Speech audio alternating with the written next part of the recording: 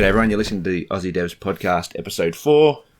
I'm Glenn and I'm joined as usual by my co-host Eric. Yo, yo, yo. So today on the podcast we're doing something a little bit different than usual. We're actually going to do a bit of a dev spotlight. So we've got a special guest here, Grae Saunders, and he's going to have a bit of a chat to us and to let us know what he's developing and some of the challenges he's faced along the way. G'day Grae, how you doing? Yeah, good. Thanks for having me. Thanks for coming on board. You're our first ever guest on this show. The inaugural guest. We're actually exciting. pretty excited. Yeah, definitely. Oh, fantastic. I suppose basically we're just going to kick this off with. We'll still go through a little bit of news as we usually do on our podcasts. There's not a whole lot going on since our last episode, which was only about a week or so ago. But one of the things I did find is the Australian Game Developer Awards. And the nominees have been announced for all the different categories. There's a whole bunch of different categories: excellence in art, excellence in design, excellence in audio, technical excellence, innovation, accessibility, and representation, and then finally a game of the year. Great, your game's going to be up on that game of the year next year, isn't it? Oh, absolutely. I have every intention of it getting there one day. I mean, just scrolling through for myself, there's a couple on here. The Warlock of Firetop Mountain, which Tin Man Games. That's the tabletop game they converted to like a little. Oh man, I love a good tabletop game. Yeah, which is one that I've kind of seen before. I think I follow them, and a few other little bits and pieces. But I mean, it's just good to see that these awards are out there and recognizing all the hard work those indies putting into games. Yeah, and it's I'm assuming it's getting bigger each year, but you can find them on the Game Developers Association of Australia website. They've got that posted up there, so you can check it out and see what games are being nominated for what awards. An interesting thing is I think there's a local Perth-based developer that's actually been nominated for a game called Wacky Ball. I believe they've been nominated this year for, I think it was design from memory. Yeah, that was very good. I did try that for quite a while, and this was pre-Pokemon Go, and it was using a lot of camera movement, so in a sense, augmented reality, your movements on a camera actually impacted the game's object, so that was really cool. I actually haven't seen that. I should check that out. Wacky Ball. Wacky Ball, there it is. Technical excellence. Sweet. So there's three nominees in each category, and then, I'm sure... was it Golden Globe style or anything like that? People come up and do a speech, and yeah, thank the Lord and the parents, eh? Yeah. So that's probably the developer news. But we were talking before we started recording about other news that's coming up, and one thing that we found pretty exciting is the Nintendo Switch was announced recently. I mean, whether or not you're a fan of what Nintendo's done recently, I mean, everyone loves Zelda, right? Absolutely. I don't think you can't not like Zelda. The only reason I bought a 3DS was to play Zelda and Pokemon. 100%. Pokemon was my jam back in primary school, which was 1995, I believe. Yeah. We spoke about it. 95 came out. Yep. Man, so Nintendo. But ever since, I'd say the Nintendo 64 console and your Game Boy Advances and stuff like that, I haven't really gone back to Nintendo. It's mainly Xbox, PlayStation that have been, I would say, dominating most of the market in that console space or handheld space. Have you had much in the way of Nintendo devices there, Grae? Not really. I grew up with a Game Boy, one of the original style Game Boys. Black and white. Yeah, black and white. But other than that, I guess I had friends that had the 64, and that was definitely quite a well-designed console. But like you've pointed out, they haven't really done too much since then, other than the DS. I mean, the Wii, when it first came out, was kind of novel, and it was that whole, for parties and stuff like that. And then the Wii U kind of tanked, really. But it looks interesting what they're doing with this. They're kind of trying to merge their console with their portability, because that's kind of what they're known for, right? Their portability. So, yeah, that's pretty interesting. It can actually you can use it multiplayer controllers as well. Yeah, look, you can get say 2, link them together, and you could have 4-player Mario Kart, which would be amazing. With the one. Mario Kart and 64 was wicked. I never had a 64. I enjoyed the Super Smash Brother. Personally, Yeah. that was one of my all-time favorites. Definitely a highlight, that one. And for me, the GoldenEye game was definitely up there. Yeah. Wasn't there also Fox? Something? Star Fox? Star Fox? Yeah, man. Do a barrel roll. Yeah, man, that was awesome. It bred so many internet memes. Yeah, man. So Awesome. I don't know. They got a release date. I think it's been unveiled this month, and March 2017. I think that's when they're looking to get the Switch out.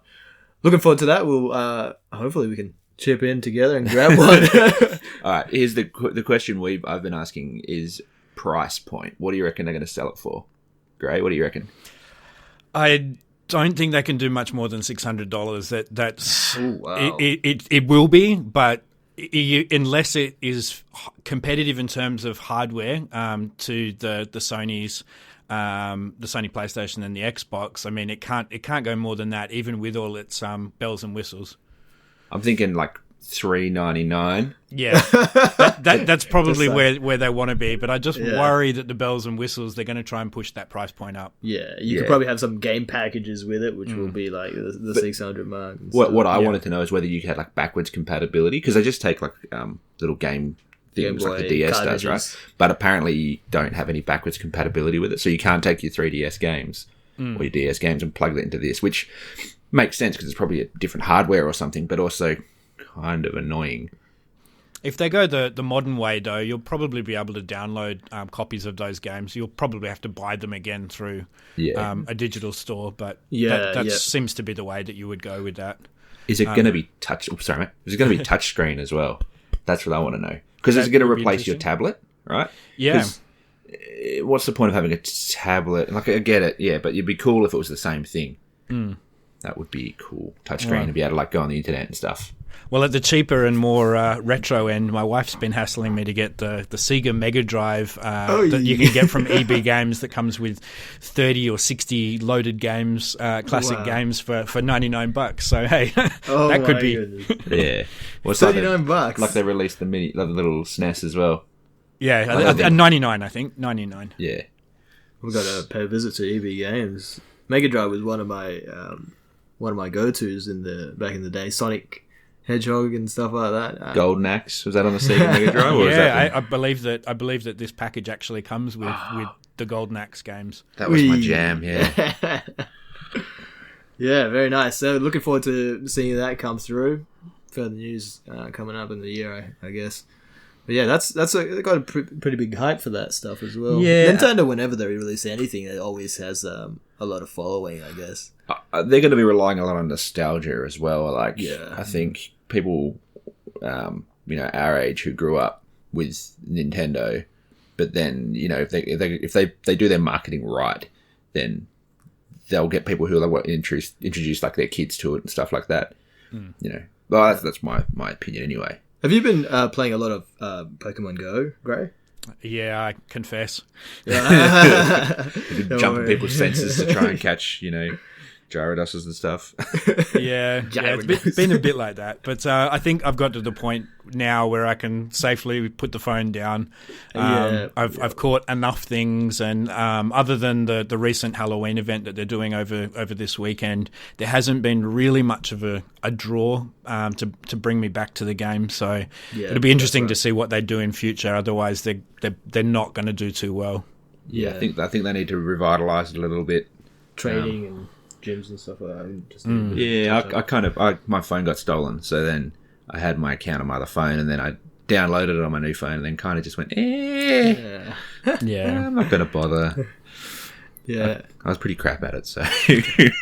Well, that's the good thing about that, because that's partly owned by Nintendo, I think. Niantic and stuff, they work together for that. So a lot of lessons learnt with regards to keeping a flame alive games and stuff, and I think they could pass on to the Switch as well. So, well, aren't they releasing like a Mario game on the App Store?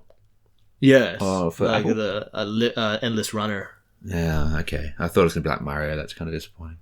It's kind of Mario's all about jumping anyway. Yeah, true. It's like a side scroller. I don't think there is a princess though. There's probably Probably have to review that one later on. Anyway, enough rambling. Onto you, Grae. So, I suppose just tell us a little bit about yourself and what you're currently developing. Okay, well, my name's Grae. I'm a game developer. I spend most of my days working as a support manager in software support. But come the night time, I put on my bat cape. Yes.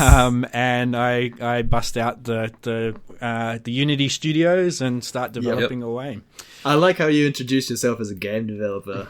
That's the first thing that popped to your head there. Yeah, look, it's one of those things where you get to a point in life and you're like, what would I want to do for the rest of my life if if it paid the bills? And that's game development for me. Very good. We were actually having that conversation at work the other day, with a whole bunch of us just sitting around saying, what would you do if you could do any job in the world? And, the usual people are like, yeah, I'd be a rock star, or I'd be a professional sports player or something. I was like, game dev would be kind of cool. Like, big games. It's a good world, man. Yeah, I think I'd have to stay independent, though. I do enjoy the luxuries that being an independent developer grant you, and that's not reporting to anyone, not having timelines, just basically doing what you love doing. That's the freedom. I think that's what a lot of people are chasing, is that freedom as well. And I'm in the same boat as you, Grae, with regards to that. I don't really want to work for a large company or another corporation. I'd want to be my own boss, I guess governed by the customers, clients that I'm dealing with. So their input's what's really important to me. But in the end, you choose your times, you choose when you want to work. And you can see, I think from what you just said, you're a guy who likes to push yourself pretty hard and get things done. Yep. Some good stories I've got to tell on that regard. I suppose the big question jumped out at me straight away. So what got you into game design, mate? Where did you start? Well, I guess we can go all the way back to my formative years, and playing games is quite a common pastime for a lot of people these days. And for me, it was back on the Apple IIe. My parents were into the Apple machines, and I had Sticky Bear and Lode Runner, and most people probably won't even know what they are, but they were great games. I cut my teeth on Ultima Underworld, the Stygian Abyss, which I don't know if anyone out there remembers that game either. But it was like one of the first RPG, dungeon-y crawler type games. You get to create a character, but then it was, instead of text-based, it was actually 3D. Which I remember that vividly as one of the first games I played. I think that's very cool how your parents are involved with shaping, your game dev interests. To an extent, There were times where, when I started playing World of Warcraft in my teenage years, where they weren't so supportive of my habit for game playing. These days they're probably one of my biggest advocates. Yeah, nice. I suppose you were just saying then, you work a day job and then you develop at night. The biggest thing for us, I suppose, that we've noticed is time. And how we balance creating this podcast and also just working a job. And Eric's also got a few projects on the side and a missus as well. Yeah, I'm the same. So I mean, you struggle with that as well. It does have its challenges, but I guess it's about the way that you do end up prioritizing things. For me, I'm very, very lucky. My wife does work quite a lot. So when she's off at work, I will balance my time and basically try and dedicate my time to game development so that when she's home, it becomes our time. With work and stuff like that, it does end up being a few late nights, especially when I push myself towards like an end of month goal and things like that, or like recently Play Up and Perth Games Festival. Both of those I had set goals to work towards. So it does pose a challenge, but I guess it just comes down to you find a way when you really want to do it. That's right. Yeah. I suppose it's something like you don't see it as like it's a chore. It's something you enjoy. It's your hobby. It's your it's your passion. It's something you want to do. So, correct me if I'm wrong. You probably don't see it as something that is draining your time so much. It's just something you're creating. You're putting yourself into something. Yeah, not at all. One of the best analogies I use when I talk to people, because a lot of the time the question comes up is, when are you going to make money from your game? And I tell people, I look at it like I'm a little old lady knitting tea cozies. I enjoy it, and maybe I'll make some money when I sell them at the car boot sale. and that's pretty much it. Like, I love doing it, and yeah, if I make money, it's a bonus. Well, we had this same conversation last night with someone who was asking, like, how many downloads have you got for your podcast and all this sort of stuff, and the answer was, because I don't really care if no one really listens to this. Me and Eric are enjoying doing it together, and having a laugh and making something, doing something for the biggest thing is doing something for myself for the first time in a long time. Oh, absolutely. And I can tell you, I've downloaded all the episodes, and I certainly enjoy it. We will improve. Thanks, Yes. Practice makes perfect. Oh, absolutely. As long as you have fun, that's it. Well, that's it. I suppose, what are you currently working on there, Grae? Okay, so my current project at the moment is a game called Little Bit Lost. Basically, it follows the story of a scientist working in a lab. Something's gone wrong. There's been an explosion, and you wake up to find that your world is a lot smaller than it once was. Yeah. Or more the opposite. It's a lot bigger and you're a lot smaller. Basically, it takes on the form of a survival based voxel game, where the main sort of protagonist I have at the moment is an ant. So you wake up and there's these ants wandering around. Oh, those damn ants. Yeah. A lot of people are a little bit skeptical of the game because they say, I hate spiders and things like that. And I'm like, yeah, but how fun would it be to punch one? That is a good selling point. I know a lot of people just want to burn down houses when a whole bunch of nopes just appear. Kill it with fire. Yeah. So your inspiration for this, I like bugs.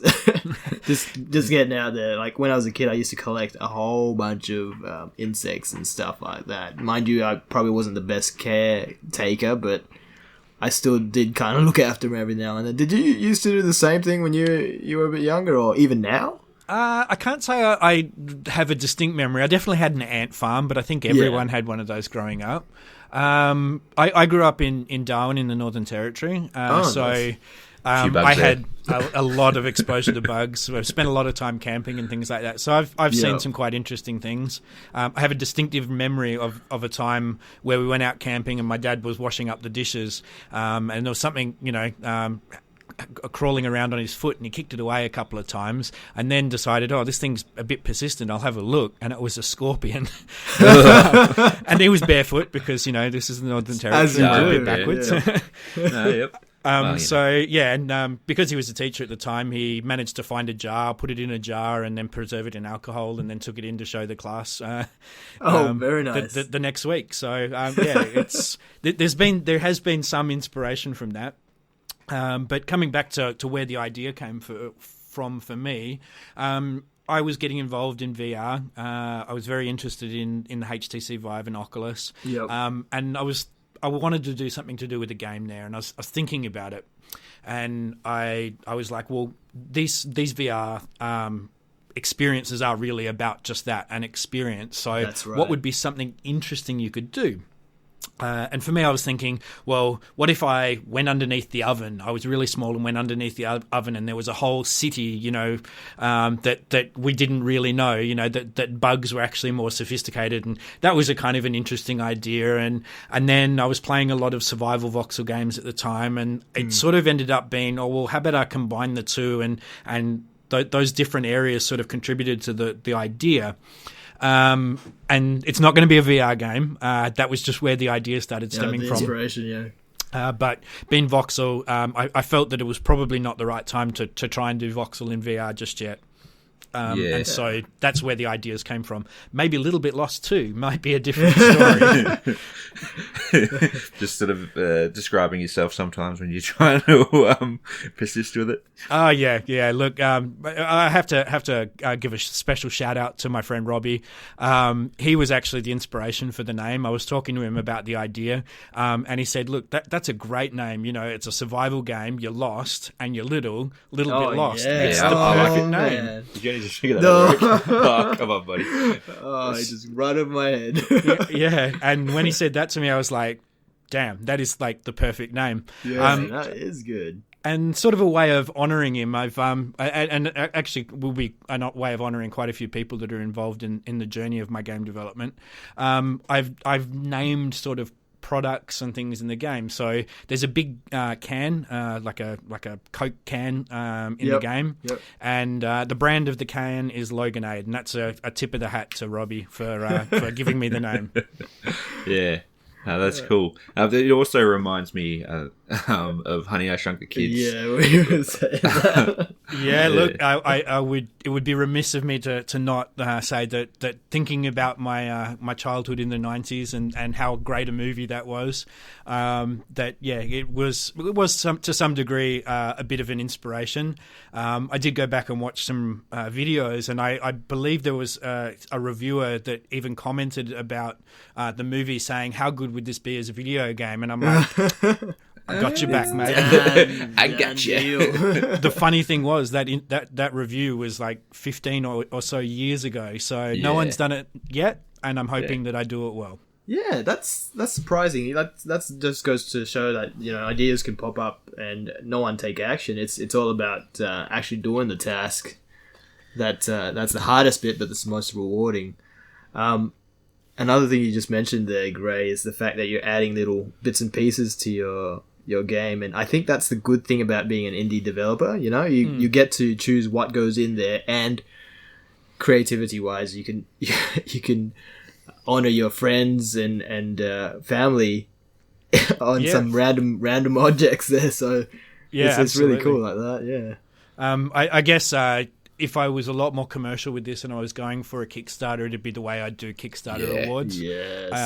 But I've actually did a fair bit of research into Kickstarter, and I sort of decided it probably wasn't the right path for game devs, especially not independent or solo devs like myself, mainly because the games I looked at, nothing was really getting funded unless you were established or had a well-known name. It was very hard to get funded. Your reputation's already... Yeah, like the crown. Sorry. Yeah, no, I was just going to say, whereas with like a physical product game, like a board game or a card game, because you basically finished the game, all it is about manufacture and shipping. Those ones tend to succeed. Whereas people selling a concept, it's not quite working for Kickstarter anymore. No, I think, I mean, it works like you said, for things that are well known, like those guys from Rare who are making the kind of spiritual successor to Banjo-Kazooie. I can't remember what it's called, but Banjo-Kazooie. It's essentially the same game, but they Kickstarter or crowdfunded their game, and I think they're getting enough money to do it. But I think you're right. You know, there's so many. It's like been super saturated with those types of things. Yeah. You know. I mean, I hope it works for some people out there, but yeah, absolutely, definitely happy to support people that are going to give it a go. That's right. Yep. But for myself, it's mainly just a hard slog and a lot of time that needs to go into it. Yeah, I have seen a few comments, just some customers complaining about prices of indie games, but I think eventually they just have to realize how much actual effort and hard work, blood, sweat and tears goes into these kind of projects. And you yourself with this game, Grae, how long have you been at it for? So I started May last year, so just on about 18 months now. At the time, it was basically the concept, and I was building up the voxel engine on the back of the Unity engine. So basically going through a lot of tutorials, a lot of things. I'm completely self-taught in game development and pretty much all my coding experience as well. Very good. So watching a lot of YouTube, reading a lot of tutorials, getting my head around a lot of the really complicated maths that goes into that sort of stuff.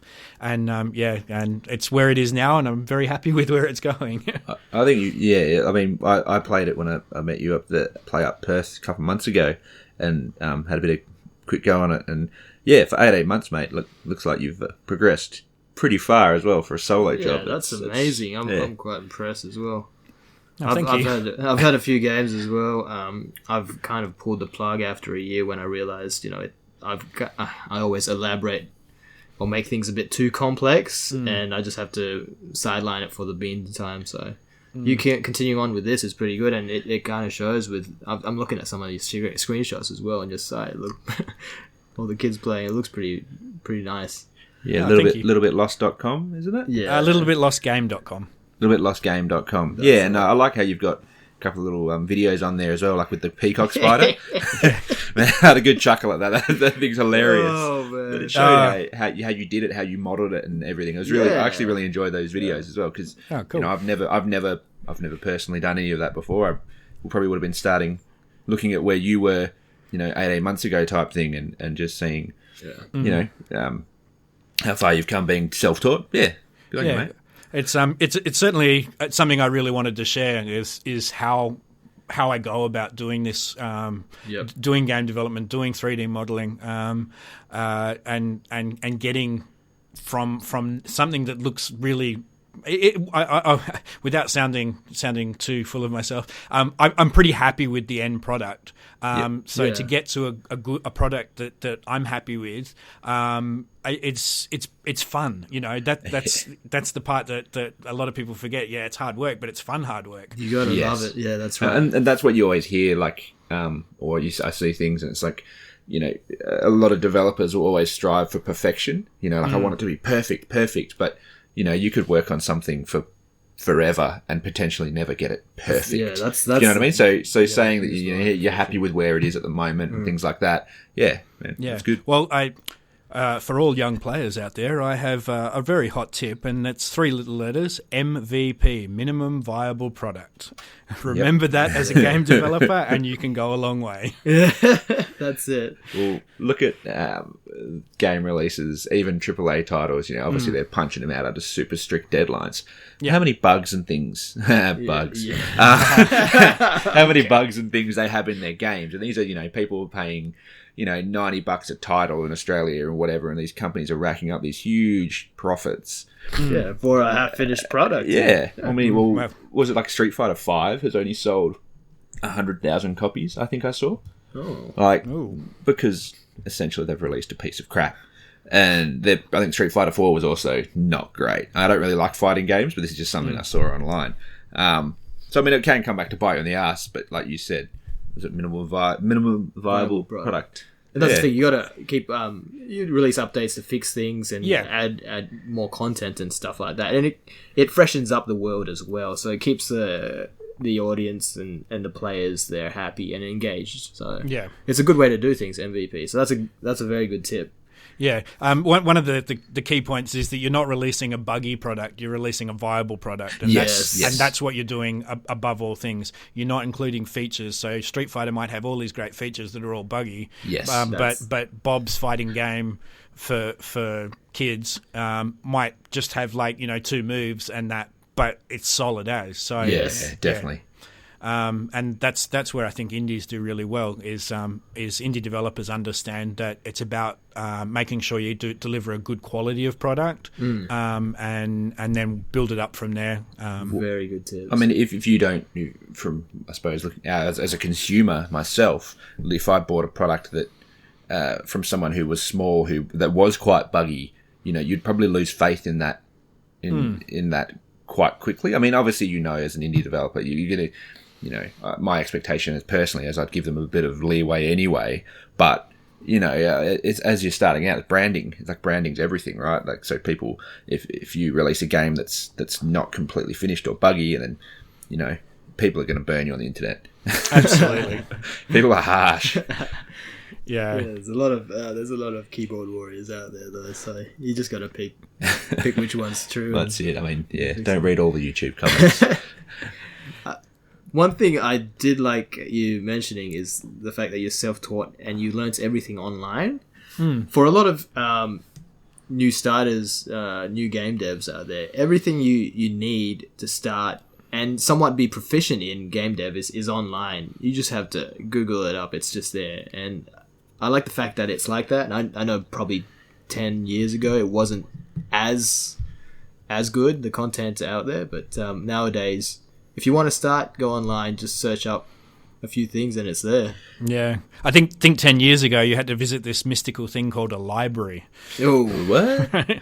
Yeah, it's a building that has these things called books. I know my mum took my two nieces to the library the other week to get them books, and they were like, "This place is amazing!"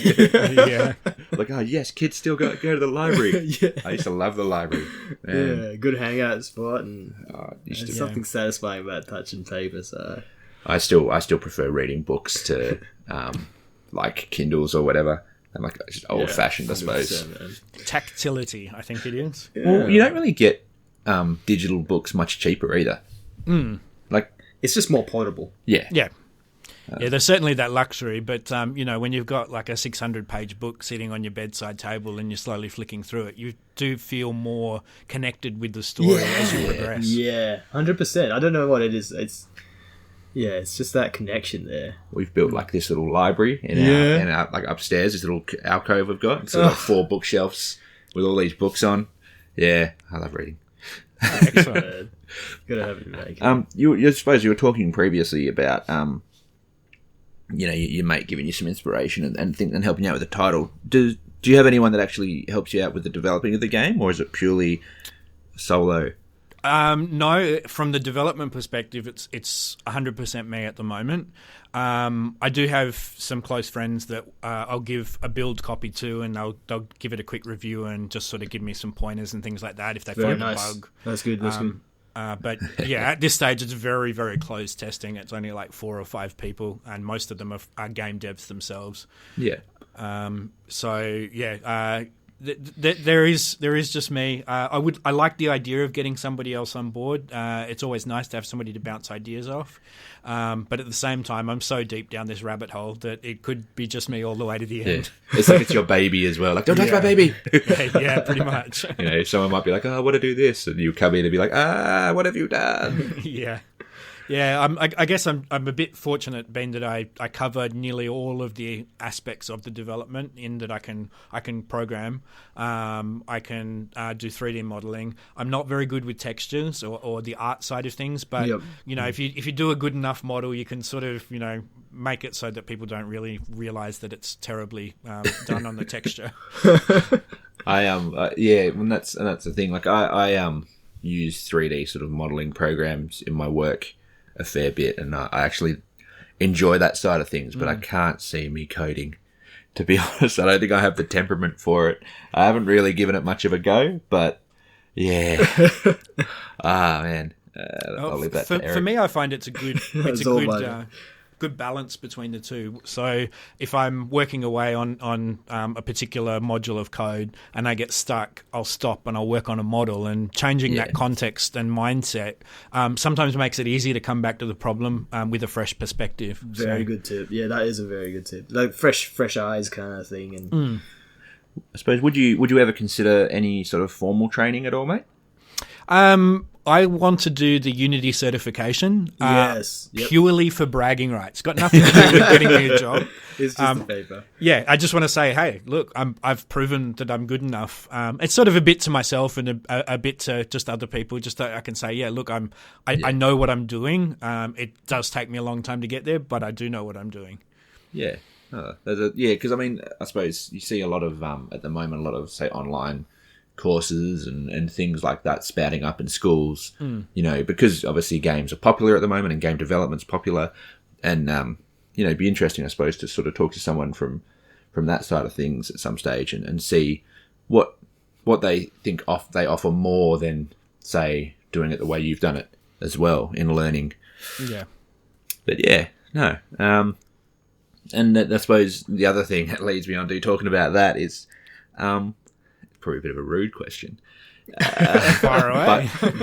Budget wise, in terms of, I mean, obviously your time is a valuable commodity, but spending money itself on developing and getting to where you are at this stage now, as sort of a ballpark sort of area, what would you consider your budget to be? If we're actually talking real world dollars, the budget's almost non-existent. The only things I really need to purchase are licenses, or I might buy some Unity assets. Yeah. And most of the time it's just talking to my wife and saying, hey, do you mind if I spend $100 on something? And she doesn't really worry too much most of the time. That's very nice. Most of the time. If it came down to an overall budget, not including my time, it'd probably be only like a couple of grand that gets spent on it. Yeah. If we put a dollar figure on on the amount of hours I spend, it's probably like $100,000, $200,000. Yeah, exactly. Yeah. That's a very good point there as well. All these development environments and software, they can be either trialed for free online or just come with a few, I guess, royalty fees and whatnot. So there's nothing really stopping anyone from starting. No, not at all. So I'll actually just touch on quickly the game development tools I use. I use Unity, which is free. You can buy a professional license, but you're not obligated to buy a professional license until you earn so much money. Then I use Blender, which is open source for the modeling, so there's no cost there. And for texture sort of stuff, I tend to use Paint.net and GIMP, and both of those are again free to use. So most of my cost comes in when I'm talking about purchase of assets for Unity. Sometimes it's just easier to purchase a block of code that I'm struggling with. For example, the Ant uses what's called inverse kinematics, and that's for leg placement. I actually did my own script. It was okay, but it wasn't great. I found an asset online for $40, and I bought it. I modded it heavily at the end, and it ended up being probably more my own code than anything. But it helped me overcome a lack of understanding and gave me a more professional perspective for that piece. Yeah, so it's like a tutorial for you, really. It's a guideline where you can kind of improve your own code and see what they've done to get what you wanted, that result. And that's a good thing with Unity. I've dabbled with it a little bit, just a few tutorials, but the Unity Asset Store is actually a really nice place. You could just see a lot of, I guess, time-saving little objects that you can implement for a really decent price as well. And that goes back to the person that works. Most of it goes back to the person that actually created the model. So it's helping other developers as well if they created that. So yeah, definitely. Yeah. I suppose what I was getting at is that question as well, kind of in a roundabout way, is that, it doesn't have to cost you much money to do this, and I mean, just for this podcast ourselves, a few $100s, I think, for domains and things like that, and hosting and stuff like that. So it's for people out there who are looking to start, you can get into it at low cost and tick along with it. Absolutely. Definitely more people should be getting into it. So with regards to marketing, I know you're still developing it, but I have a lot of people say you got to start marketing straight up, and I have actually seen you posting a lot on Twitter. Your Twitter accounts there got a whole bunch of GIFs and videos of ants getting punched, which is pretty cool. But have you done anything else marketing wise? So Twitter, as you've touched on, is my big way of marketing at the moment. It's an easy and quick way to get in touch with an audience. Being that it's 140 characters or a video or whatever you want to do, you can get it out there, the message out there pretty quick. Twitter also provides analytics that you can sort of look at and sort of review what hashtags you should be using and stuff like that. Yeah. I don't get too heavily into that. I find that it can be a big time hole for limited gain, so I just try and make better videos and cooler ants and stuff. That's good enough. But I also use Facebook and my webpage. So I think that's the initial stuff you definitely have to start off with, and I think a lot of people use that anyway. Big companies use those main social media outlets and stuff like that to market. So yeah, that's very good. And again, for all those starting, those are all free. So Yep. Yeah, that's a big aspect of I guess promoting your game is the marketing side. So yeah. On top of that, we recently had the Perth Games Festival, which is probably one of the biggest face-to-face marketing events that I've been involved in. Was a good opportunity. We had 1,600 people through the door on the day. Awesome. And so it was great to share the product with people and get some feedback, which was all very positive, surprisingly so. A lot of people wanted to see more. Their only criticism was, you need to put more stuff in there. You need to do this and you need to do that. And I'm like, whoa. Give me some time. I'll clone Peacock myself. spiders. Yeah. It's a pretty good cross-section of people there as well, like from what I read. Unfortunately, neither of us could make it to the Perth Games Fest, but from kids all the way through to adults were there and everything. Range of audience, yeah. I think we've touched on it a little bit before in our previous episodes, but the local community can be such a big help. I think especially in Perth, from what I've seen in the limited things I've been to, that most people know each other and they all seem willing to help each other out, even if it's just having a chat. Yeah, definitely. One of the key groups I'll mention is Let's Make Games. They're one of the massive supporters of game development in Western Australia, and associated with them Level 1 and Play Up. Both of those different events in their own right, but one's basically to help get feedback and market your game, and that's Play Up, which is I think once a month, and it's now housed at the Nostalgia Box. So keep an eye out for that. I think it's Wicked venue as well. Playup.org, I think is the address. Yeah. But just Google it and Play Up Perth and get along to that. And then Level 1 is basically a co-working space where people are getting a chance to work with other people, bounce ideas off people, get a little bit of help from time to time, and just basically get involved with the game development community. Yeah. And I suppose we've already touched on it, but it's relatively young, the gaming scene, like development scene in Perth. I mean, I'm sure there are people who've been around for a long time, but it's starting to gain a lot more traction. And these sort of events and groups are really going to be pivotal in driving the Perth game scene. Where do you reckon you could see Perth gaming in, say, 5 years' time?